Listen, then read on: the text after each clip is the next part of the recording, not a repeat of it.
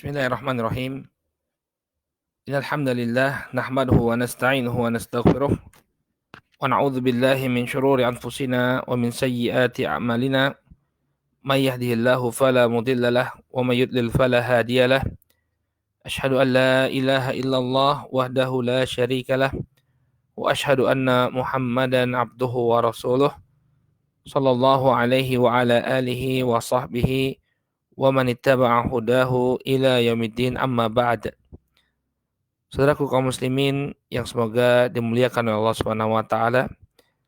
Alhamdulillah, puji syukur kita panjatkan kepada Allah Subhanahu wa taala atas segala nikmat yang telah Allah Subhanahu wa taala anugerahkan kepada kita, sehingga di kesempatan pagi hari ini kembali Allah Subhanahu wa taala pertemukan kita di majelis pembacaan Sirah An-Nabawiyah, di mana kita akan mempelajari bagaimana kehidupan junjungan kita Nabi Muhammad sallallahu alaihi wa ala alihi wasallam. Saudaraku kaum muslimin yang dimuliakan oleh Allah, pada pertemuan yang terakhir kita telah jelaskan bagaimana Nabi sallallahu alaihi wasallam melakukan Isra wal Mi'raj. Isra yaitu perjalanan malam hari dari Masjidil Haram ke Masjidil Aqsa, sementara Mi'raj adalah perjalanan beliau alaihi salatu wasallam ke Sidratul Muntaha untuk menerima perintah salat 5 waktu.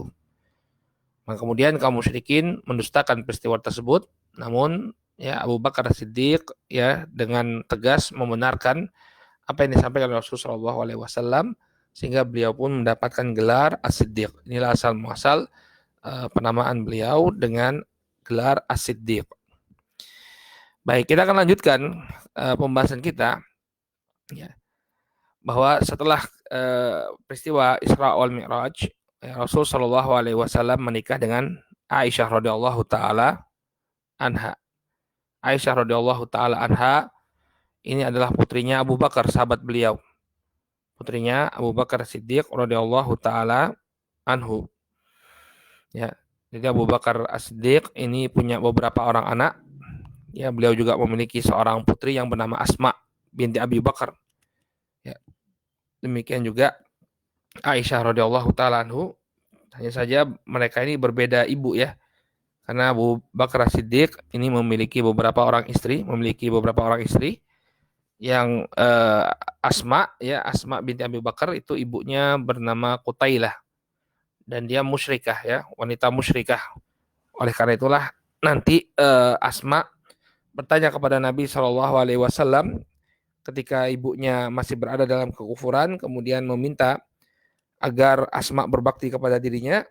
Maka Asma bertanya kepada Rasulullah, bagaimana nih Rasul, ibu saya meminta agar saya berbakti kepada dia padahal dia musyrikah. Maka kata Rasul sallallahu alaihi wasallam, atau kemudian turunlah firman Allah Subhanahu wa taala, la yanhakumullahu 'anil ladzina lam yuqatilukum fid din wa lam yukhrijukum min diyarikum an tabarruhum wa tuqsitu ilaihim. Tidaklah ada larangan bagi kalian, Allah Subhanahu wa taala tidaklah melarang kalian untuk berbuat baik kepada orang-orang yang tidak memerangi kalian karena agama dan tidak mengeluarkan kalian dari negeri-negeri kalian. Artinya boleh-boleh saja. Nah, ini istri yang pertama. Istri yang kedua, Ummu Ruman. Ummu Ruman ini siapa? Ibunya Khadijah radhiyallahu taala anha. Nah, ketika menikah dengan Aisyah radhiyallahu taala anha, Aisyah, ketika Rasul menikah dengan Aisyah, beliau baru berusia 6 tahun. Jadi pernikahannya berlangsung di usia 6 tahun, namun Rasul Shallallahu Alaihi Wasallam mulai menjalani mahligai rumah tangga beliau bersama Aisyah itu di Madinah pada bulan Syawal tahun pertama Hijriyah, ketika Aisyah sudah berusia 9 tahun. Dan jangan bayangkan usia 9 tahun ini masih seperti anak-anak di masa kita, Usia 9 tahun ini wanita balighah. Dan di masa itu wanita lebih cepat dewasa, atau bahkan bukan wanita, juga anak-anak lebih cepat dewasa, nggak seperti kita. Kalau seperti kita ini kan terlambat dewasanya, karena mungkin nggak tahu, mungkin salah pendidikan mungkin, sehingga kadang usia 20 tahun saja masih kayak anak-anak, bahkan yang sudah lebih daripada itu juga masih banyak yang tingkahnya seperti anak-anak, kekanak-kanakan, nggak ada kedewasaannya. Jadi jangan bayangkan Aisyah itu ketika menjalani mahligai rumah tangga dengan Rasulullah SAW ya bersikap kekanak-kanakan, tidak ya. Jadi usia 9 tahun ini adalah usia wanita yang sudah dewasa. Dan sosok Aisyah radhiyallahu taala anha ini sangat dicintai oleh Rasul sallallahu alaihi wasallam. Ya, dalam sebuah hadis yang diriwayatkan oleh Imam Al-Bukhari dan Muslim, beliau pernah ditanya oleh Amr bin Al-As, ya, faqultu ayyun nasi ahabbu ilaik. Jadi Amr bin Al-As bertanya kepada Rasul sallallahu alaihi wasallam, wahai Rasulullah, siapakah wanita yang paling engkau cintai?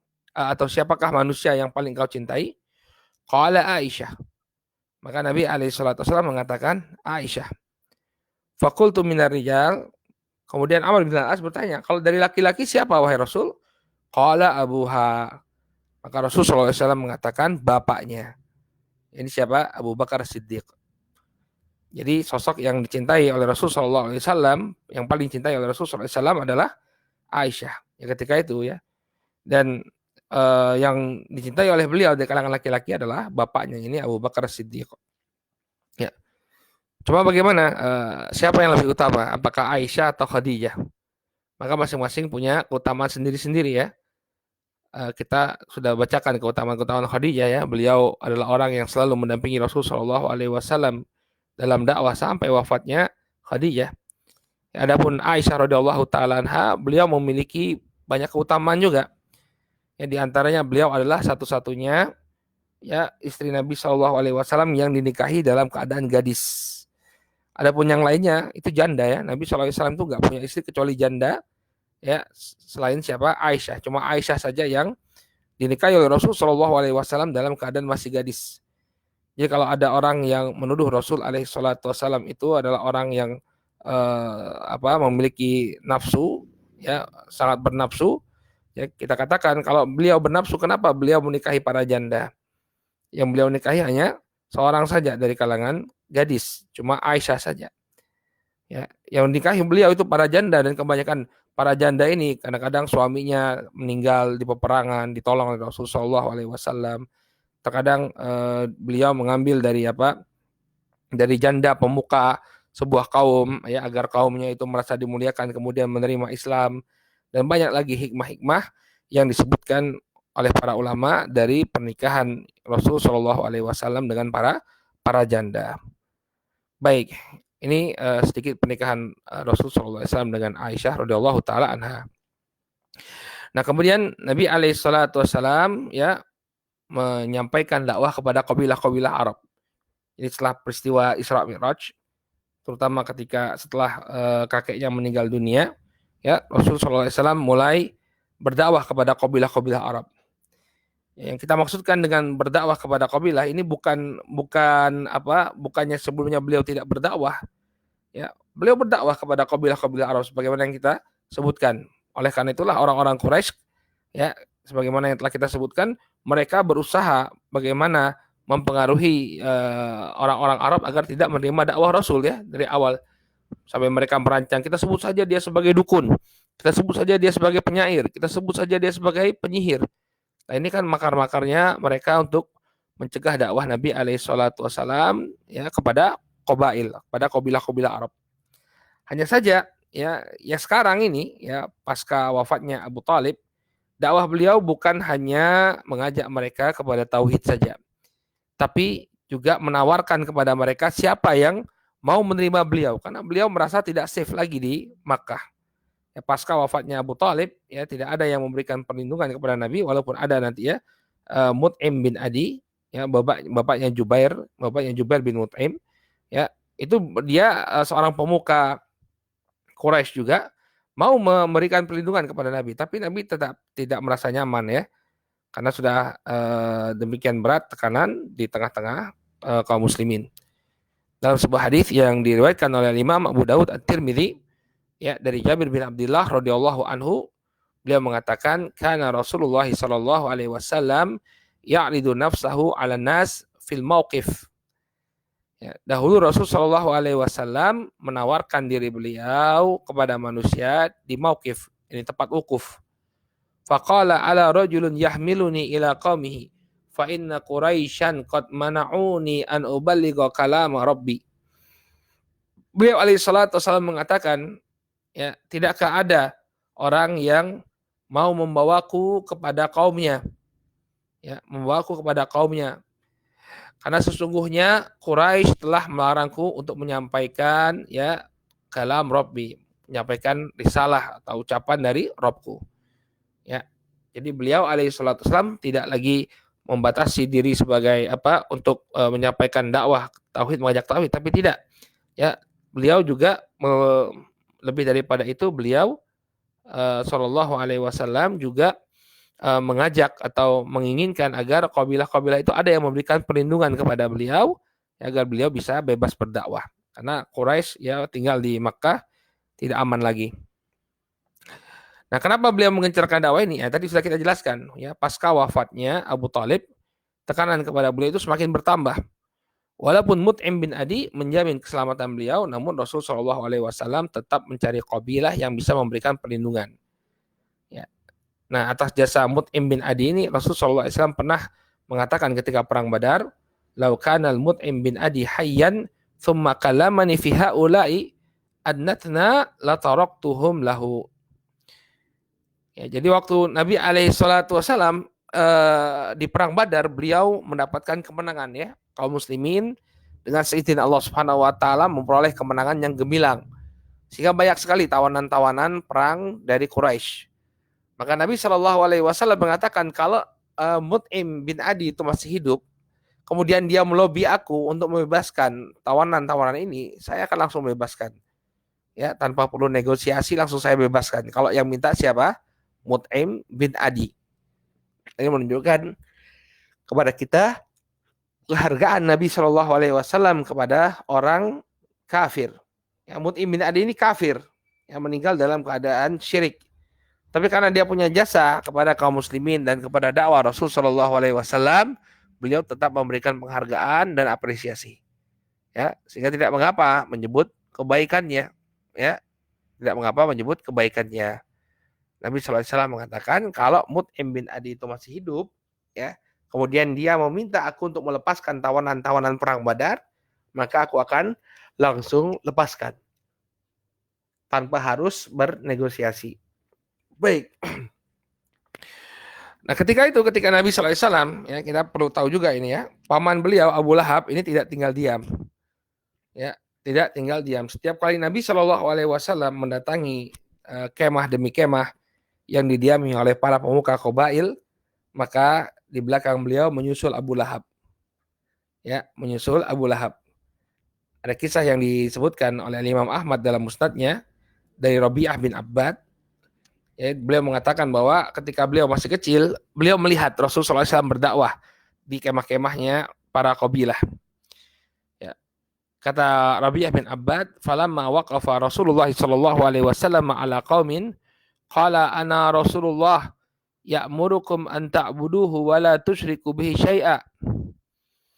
Ya, Nabi SAW datang ke kabilah-kabilah kemudian mengatakan, ya, sesungguhnya aku adalah utusan Allah. Maka aku perintahkan kalian untuk ya beribadah kepadanya dan janganlah kalian menyekutukannya dengan sesuatu apapun. Ya. Wa yaqulu alladhi khalfahu. Kemudian ada orang yang selalu menyertai Rasulullah SAW di belakangnya Rasulullah SAW. Kemudian dia mengatakan, "Inna hadza yad'ukum ila an tufariqu dina abaikum." Sesungguhnya orang ini mengajak kalian untuk ya meninggalkan agama bapak-bapak kalian. Wa antaslukhul Lata wal Uzza wa khulafa'akum min Bani Malik bin Uqais ila ma ja'a bihi minal bid'ah wad dalal. Ya. Dan dia ya menyuruh kalian untuk meninggalkan Lata dan Uzza dan meninggalkan pemimpin-pemimpin kalian dari Bani Malik bin Uqais. Ya, ila ma ja'a bihi minal bid'ah wad dalal. Ya, agar kalian meninggalkan itu semua kemudian berpaling kepada sesuatu yang baru dan kesesatan. Faqala, ya, kemudian Rabi'ah bin Abbad mengatakan, faqultu li abi, aku katakan kepada bapakku, man hadza? Ya, siapa orang ini? Ya, siapa orang yang justru ketika ada Nabi SAW berdakwah justru di belakang dia membuat kacau. Ya, menyuruh orang-orang Arab untuk tidak mendengarkan ucapan Rasul alaihi salatu wasallam. Ya, siapa beliau? Siapa mereka ini? Dia ini. Ya, kemudian kata bapaknya, ya, hadza ammuhu Abu Lahab, Abdul Uzza bin Abdul Muttalib. Yang di belakangnya itu yang selalu mengikuti dia itu adalah Abu Lahab, nama aslinya Abdul Uzza bin Abdul Muttalib. Jadi ternyata Abu Lahab ini tidak pernah berhenti ya, tidak pernah berhenti untuk mengajak manusia meninggalkan agama Rasul Shallallahu Alaihi Wasallam atau menghalangi manusia dari dakwahnya Rasul Alaihi Wasallam. Baik. Nah, bagaimana sikap kabilah Arab? Ya, ketika didakwahi oleh Rasul Shallallahu Alaihi Wasallam, semuanya menolak. Kabilah-kabilah ini, ya, beliau berdakwah kepada Bani Kalb, Bani Hanifah, Bani Amir bin So'so'ah, demikian juga Bani Kindah. Ya, mereka menolak dakwah Rasul Shallallahu Alaihi Wasallam. Dalam keadaan sebagian dari mereka seperti Bani Amir bin So'so'ah itu terpukau dengan dakwah Rasul Shallallahu Alaihi Wasallam. Awalnya mereka mau memberikan perlindungan kepada Rasul Shallallahu Alaihi Wasallam, tapi mereka punya ada udang di balik batu, ya. Mereka menginginkan kepemimpinan. Jadi karena terpukau dengan apa yang disampaikan Rasulullah, ya, mereka melihat potensi pada diri Rasul Shallallahu Alaihi Wasallam, ya, potensi kepemimpinan pada Rasul Shallallahu Alaihi Wasallam, mereka mau menerima dakwah Nabi. Namun, ya, kepemerintahan itu diberikan kepada mereka. Jadi ada sharing power. Maka Nabi Shallallahu Alaihi Wasallam menolak permintaan tersebut, menolak permintaan tersebut. Ya, kata mereka, ini mereka mengatakan, loh bagaimana? Ya, masa kami menyerahkan leher-leher kami kepada orang-orang Quraisy, kemudian engkau yang mengambil keuntungan darinya? Jadi mereka pikirannya itu materi, ya, pikirannya itu materi. Ya, kami mau menerima dakwah tapi kami yang jadi pemimpin. Nah, Nabi SAW nggak suka, nggak mau.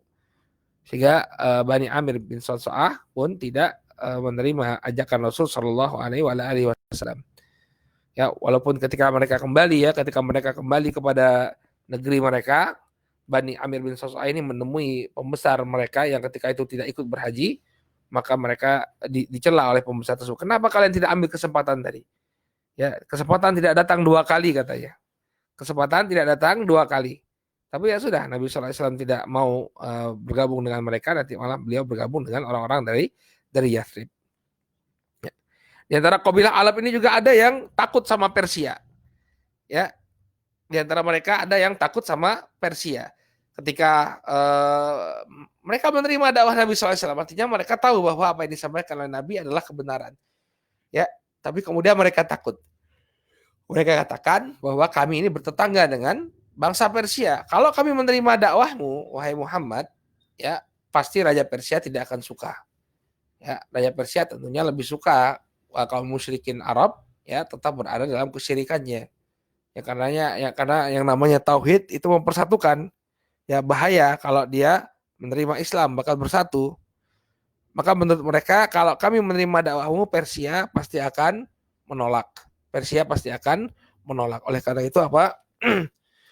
Mereka pun menolak Nabi alaihi salatu wassalam. Menolak Nabi alaihi salatu wassalam. Baik. Kemudian ada di antara kabilah-kabilah Arab ini ternyata yang mau mendengar dakwahnya Nabi alaihi salatu wassalam dan menerima. Ya, pada musim haji tahun 11 kenabian, ya, jadi hijrah itu tahun ke-13 ya. Tahun ke-13 dari kenabian. Nah, ini berarti berapa? 2 tahun sebelum apa? 2 tahun sebelum Nabi SAW hijrah. Maka dakwah Islam menemukan bibit-bibit yang unggul. Ya, ada 6 orang pemuda dari Yathrib. Ya, mereka berasal dari suku Khazraj. Ya, di antara mereka ini adalah As'ad bin Zurarah, kemudian Auf bin Harith bin Rifa'ah, kemudian Rafi' bin Malik bin Ajlan, kemudian Qutbah bin Amir bin Hadidah, kemudian Uqbah bin Amir bin Nabi, kemudian Jabir bin Abdullah bin Ri'ab. Nah, 6 pemuda ini mereka menerima dakwah Rasul Shallallahu Alaihi Wasallam. Ya, ini sebuah anugerah dari Allah Subhanahu Wa Taala. Ada yang mau menerima dakwahnya Nabi Alaihi Wasallam. Mereka ini berasal dari sebuah kota yang berada di luar kota Makkah, namanya Yathrib. Jadi dulu nggak dikenal, yang ngasih nama Madinah itu Rasulullah, Madinatun Nabi, ya, kotanya Nabi. Namun asal muasalnya namanya itu adalah Yathrib. Namanya itu adalah Yathrib. Nah, dia berjarak sekitar 490 km.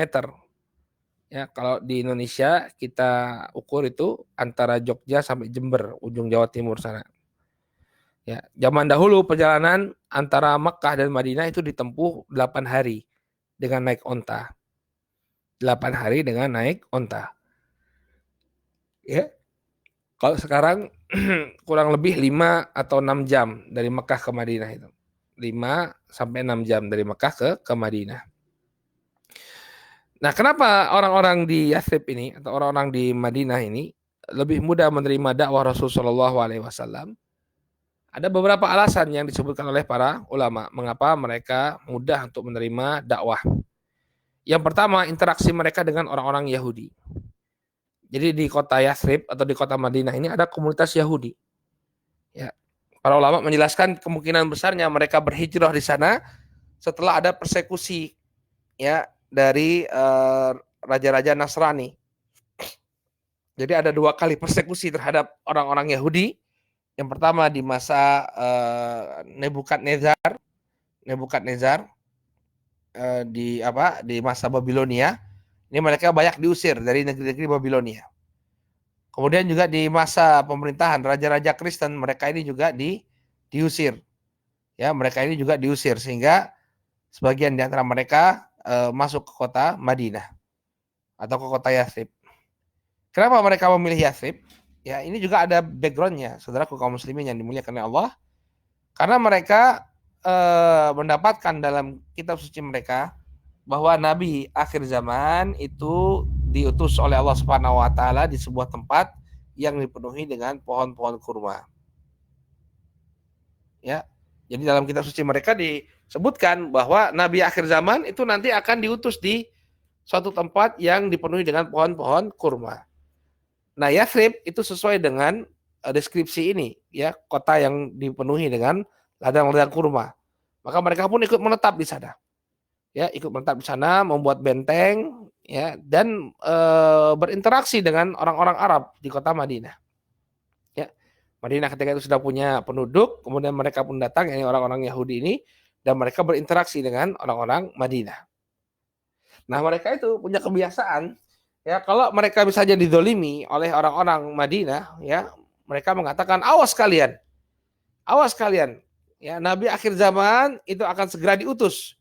Kami akan perangi kalian sebagaimana Allah Subhanahu wa taala memerangi Samud dan Ad, kata mereka. Jadi mereka mengatakan bahwa apa? Nanti kalau sudah ada nabi, awas kalian. Nah, jadi penyebutan nabi itu sudah didengar oleh orang-orang Madinah. Ya, karena orang-orang Yahudi ini setiap kali marah, mereka pasti mengancam orang-orang Madinah atau orang-orang Yathrib dengan kedatangan Nabi. Awas kalian. Ya, waktu itu kan orang Madinah masih musyrik, ya, artinya mereka menyembah berhala. Sementara orang Yahudi ini, ya, mereka mengaku beragama dengan agamanya Nabi Musa alaihissalam. Ya, maka mereka mengancam.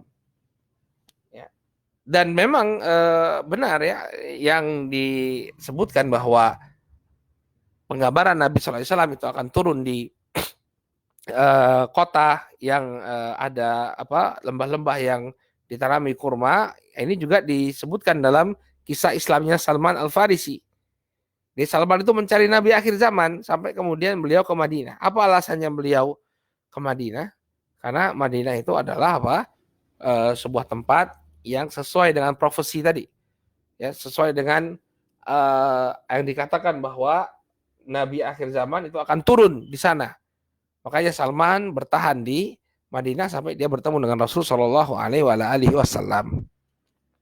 Nah, ini sebab yang pertama, mengapa orang-orang Madinah atau orang-orang Yathrib relatif lebih mudah menerima dakwah, karena mereka sudah sering mendengar, ya, akan kedatangan Nabi baru.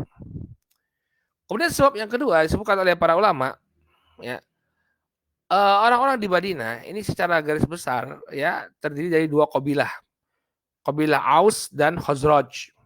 Nah, Aus dan Khazraj ini, ya, mereka sering berkelahi, sering berperang. Oleh karena itulah Rasul SAW diharapkan bisa mendamaikan mereka. Udah capek ini perang-perang terus, ya, antara Aus dan Khazraj. Mudah-mudahan dengan kedatangan Nabi Shallallahu Alaihi Wasallam, ya ini bisa mendamaikan dan mempersatukan mereka. Ini yang mereka inginkan dari Rasul Shallallahu Alaihi Wasallam. Ya, makanya kita nggak heran ya, ketika mereka pulang ke Madinah, mereka berdakwah, ya setiap rumah itu sudah pasti memiliki seorang Muslim. Kemudian juga Nabi SAW tadi mengutus Mus'ab bin Umair untuk berdakwah, mereka pun dakwahnya juga diterima. Ya, karena memang mereka sudah pernah mendengar tentang Nabi SAW, ya, kemudian juga mereka berharap dengan kehadiran Nabi ini bisa menghentikan perang saudara di tengah-tengah mereka. Ya, maka setelah 6 orang ini didakwahi oleh Rasul Shallallahu Alaihi Wasallam, mereka pun balik ke kota Madinah untuk mendakwahi Islam. Ya, jadi ini asal muasal Islam itu datang ke kota Madinah. Kemudian pada musim selanjutnya, ya tahun ke-12 Hijriah, tahun ke-12 kenabian, maka datanglah 12 orang lagi, ya, untuk berbaiat. Dan kali ini mulai baiat. Baiat itu janji setia.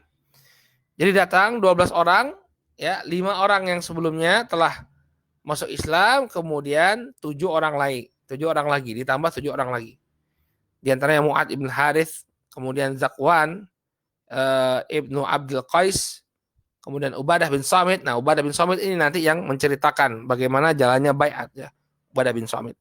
Kemudian Yazid bin Tha'labah, Al-Abbas bin Ubadah An-Nadli, kemudian Abu Haytham ibn At-Tayhan, kemudian Uaim bin Sa'idah. Nah, ini sudah mix, bukan hanya Aus saja, bukan hanya Khazraj saja, tapi juga dari Aus. Ya, maka Abu Haytham bin Tayhan dengan Uaim bin Salimah ini dari Khazraj. Ya dari Aus. Adapun yang sebelumnya itu dari Khazraj. Ya, Mu'ad bin Harith, Zakwan bin Qais, Ubadah bin Samit, Yazid bin Tha'labah, Al-Abbas bin Ubadah An-Nadli. Ini dari Khazraj. Kemudian Abu Haytham bin Tayhan dan Uaim bin Sa'idah ini berasal dari Auf. Ya, ini baiat Aqabah yang pertama. Jadi mereka ada 12 orang. Ya, ada 12 orang. Ya, berjanji setia kepada Nabi alaihi salatu wassalam. Bagaimana baiatnya disebutkan dalam hadisnya Ubadah bin Samit, ya, ketika beliau sudah masuk Islam, beliau menceritakan bagaimana prosesi baiat kepada Rasul Shallallahu Alaihi Wasallam. Dalam hadis yang diriwayatkan oleh Imam Al Bukhari dari Ubadah bin Samit, beliau mengatakan anna Rasulullah Shallallahu Alaihi Wasallam qala wa haulahu isabatun min ashabihi ta'ala min ashabihi, bahwa Nabi SAW ketika itu berada di hadapan sekelompok para sahabat. Kemudian beliau mengatakan kepada para sahabatnya, ta'alau bayi'uni ala an la tusyriku billahi syai'an wa la tusriku, ya, wa la taznu wa la taqtulu auladakum wa la ta'tu, ya, bibuhtanin taftarunahu baina aidikum wa arjulikum wa la ta'suni fi ma'rufin faman wafa minkum fa ajruhu 'ala Allah wa man asaba min dzalika syai'an fa uqiba bihi fid dunya fa huwa lahu kafarah, ya, wa man asaba min dzalika syai'an fasatarahu Allahu fa amruhu ila Allah in syaa'a aqabahu wa in syaa'a afa anhu. Qala fabayatuhu ala dzalik. Nabi Shallallahu Alaihi Wasallam beliau, ya, ketika para sahabat berbaiat kepada beliau, ya, kemarilah, mari kalian berbaiat kepadaku. Untuk apa? Untuk tidak menyekutukan Allah Subhanahu Wa Taala dengan sesuatu apapun, tidak mencuri, tidak berzina, dan tidak membunuh anak-anak kalian. Jadi ini janji atau isi dari baiat, ya, yang pertama. Maka barang siapa yang menunaikannya dan kalian tidak mendurhakai aku, ya, tidak mendurhakai aku dalam perkara-perkara yang ma'ruf. Artinya semuanya harus mendengar Rasul sallallahu alaihi wasallam. Kemudian kata Nabi sallallahu alaihi wasallam, barang siapa yang memenuhi baiat ini, maka dia, ya, akan mendapatkan kebahagiaan di dunia. Namun barang siapa yang melanggar baiat ini, maka Allah Subhanahu wa taala akan memberikannya hukuman. Kalau siapa yang ditutup kesalahannya oleh Allah Subhanahu wa taala, maka sesungguhnya ya Allah Subhanahu wa taala insya Allah ya akibatu wa insya'a afa anhu. Ya kalau Allah Subhanahu wa taala menginginkan, maka Allah bisa menghukumnya atau Allah Subhanahu wa taala memaafkannya. Ya, maka kemudian fabayatuhu ala dzalik. Maka kata Ubadah bin Samit, maka aku pun membaiat Rasul Shallallahu alaihi wasallam terhadap perkara-perkara tersebut. Jadi ini baiat mereka. Nah, ketika itu orang-orang Madinah meminta agar Rasul Shallallahu alaihi wasallam mengirimkan seorang dari para sahabat untuk mengajarkan agama kepada mereka. Maka siapa yang diutus oleh Rasul Shallallahu alaihi wasallam? Yang diutus adalah Mus'ab bin Umair. Jadi Mus'ab bin Umair ini banyak sekali jasanya ya bagi kaum muslimin. Ya, bagi kaum muslimin di mana beliau radhiyallahu anhu banyak berdakwah di kota-kota Madinah, di kota Madinah, kemudian mengajak manusia mereka masuk Islam. Ya. Dan Mus'ab sendiri sudah berlalu pembahasan tentang Mus'ab ya. Beliau adalah seorang pemuda dari keluarga yang kaya, kemudian ibunya tidak ridho dengan dia masuk Islam, kemudian beliau tetap memilih masuk Islam walaupun disiksa oleh keluarganya. Nanti beliau berhijrah ke kota Madinah, kemudian meninggal di perang Uhud dalam keadaan tangan-tangannya tertebas. Maka Mus'ab pun tinggal di rumahnya As'ad bin Zurarah. Dari sanalah mereka mulai menyebarkan dakwah ke tengah-tengah penduduk kota Madinah, ya sehingga masuklah Islam ya para pemuka kaum yang diikuti dengan suku-sukunya. Baik. Kemudian juga di sana ada seorang sahabat yang terlambat masuk Islam, namanya Usairam. Ya, walaupun sudah didakwahi, dia nggak mau masuk Islam sampai kemudian ketika perang Uhud, ya dia masuk Islam, kemudian dia pun gugur di tengah peperangan, ya di tengah peperangan, kemudian dipuji oleh Rasul Shallallahu Alaihi Wasallam. Ya, padahal belum pernah sujud sekalipun kepada Allah Subhanahu wa taala. Belum pernah sujud sekalipun kepada Allah Subhanahu wa taala, tapi masuk Islam menjelang perang, kemudian dia berperang membela Rasul sallallahu alaihi wasallam. Kemudian saudaraku kaum muslimin rahimani wa rahimakumullah, ya, pada tahun ke-13 kenabian, kaum muslimin dari kota Madinah ini semakin banyak. Ya, atas dakwahnya atas pertolongan Allah Subhanahu wa taala, kemudian karena dakwah yang dilakukan oleh Mus'ab bin Umair, banyak yang masuk Islam, ya sehingga tidak ada satu kota pun di dalam satu rumah melainkan disebut nama Nabi alaihi salatu wasallam. Maka kemudian Rasul Shallallahu alaihi wasallam melakukan baiat Aqabah yang kedua. Jadi di musim haji tahun ke-13 kenabian, mereka kembali lagi ke kota Mekah, kemudian berbaiat lagi kepada Rasul Shallallahu alaihi wasallam. Nah, ini untuk apa? Persiapan sebelum beliau hijrah ke sana, sehingga perlu ada yang dibaiat. Maka dibaiatlah 73 orang laki-laki dan 2 orang wanita. Ya, adapun 2 orang wanita namanya Nusaibah binti Ka'ab dan Asma binti Amr. Ya. Nah, ketika itu Rasul Shallallahu alaihi wasallam membaiat mereka dalam keadaan diikuti oleh Abbas bin Abdul Muttalib. Ya, Abbas bin Abdul Muttalib ini adalah paman beliau, ya, yang suka menemani Rasul Shallallahu alaihi wasallam. Padahal Abbas ketika itu masih kafir ya. Abbas masih kafir, tapi diajak oleh Rasul Shallallahu alaihi wasallam untuk menyaksikan baiat Aqabah yang kedua. Ya. Apa isi baiatnya? Ya, bahwa mereka wajib untuk patuh dan taat kepada Rasul Shallallahu alaihi wasallam, ya baik saat giat maupun saat malas, kemudian bersedekah baik ketika susah maupun senang, kemudian memerintahkan kepada yang ma'ruf dan mencegah dari mungkar, kemudian harus mau berjuang di jalan Allah, kemudian jangan mundur walaupun hinaan manusia, ya. Dan nanti kata Nabi SAW, ini poin yang menyebabkan beliau berani untuk berhijrah. Beliau mengatakan, kalau saya pindah ke kampung kalian, maka hendaknya kalian menerima dan melindungiku sebagaimana kalian melindungi diri kalian dan anak istri kalian. Ya, maka dan balasan kalian adalah surga, kata Nabi alaihi salatu wasallam. Maka kemudian mereka patuh terhadap apa yang disampaikan oleh Nabi sallallahu alaihi wasallam, mereka pun berbaiat kepada Nabi alaihi salatu wasallam.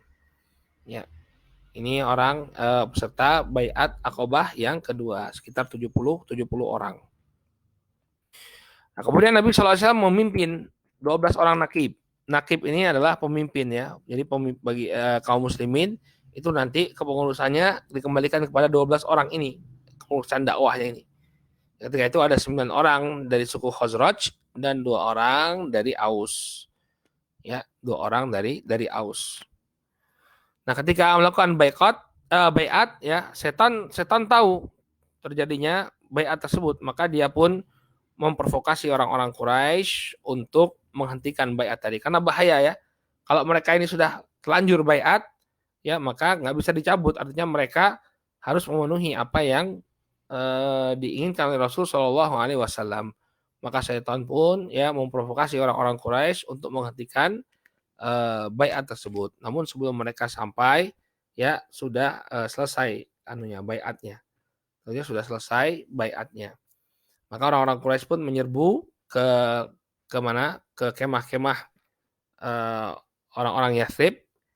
Nah, kan yang masalahnya adalah yang berbaiat kepada Nabi SAW itu adalah para pemudanya, orang-orang muda aja.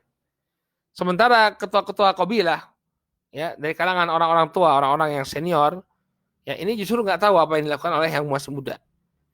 Dia tidak tahu apa yang dilakukan ya oleh para pemuda. Maka ketika orang-orang Quraisy menyerbu kemahnya orang-orang Madinah, dia menyerbu artinya meminta ada apa ini, minta penjelasan, maka pembesar Quraisy nggak ada yang paham, nggak ada yang paham, ya mereka karena mereka tidak tahu ya namanya Baiatul Aqabah yang kedua itu dilakukan di malam hari, ya di malam hari ketika orang-orang sudah tertidur, sehingga mereka tidak tahu bagaimana progres sebenarnya, ya makanya ketika orang-orang Quraisy itu meminta pertanggungjawaban mereka bertanya pertanggungjawaban atas apa? Nggak tahu, nggak ada apa, ya nggak tahu bagaimana apa yang dilakukan oleh para pemuda Yathrib, ya di mana mereka berbaiat kepada Rasul Shallallahu Alaihi Wasallam. Baik, demikianlah saudaraku kaum muslimin yang dimuliakan oleh Allah Subhanahu Wa Taala, jalannya baiat Aqabah yang kedua, dan ini tentunya merupakan pembuka jalan bagi Rasul Shallallahu Alaihi Wasallam untuk kemudian ya memerintahkan para sahabat berhijrah ke sana. Baik, insya Allah kita akan lanjutkan pelajaran kita besok ya dengan membahas apa hijrah ke kota Madinah. Bagaimana perjalanan Rasul Shallallahu Alaihi Wasallam, demikian juga bagaimana kehidupan beliau ya setelah Baiatul Aqabah yang kedua. Kita akan lanjutkan pada pertemuan yang akan datang bismillah taala. Kita cukupkan dulu sampai di sini. Subhanakallahumma wa bihamdika asyhadu an la ilaha illa anta astaghfiruka wa atubu ilaik. Assalamualaikum warahmatullahi wabarakatuh.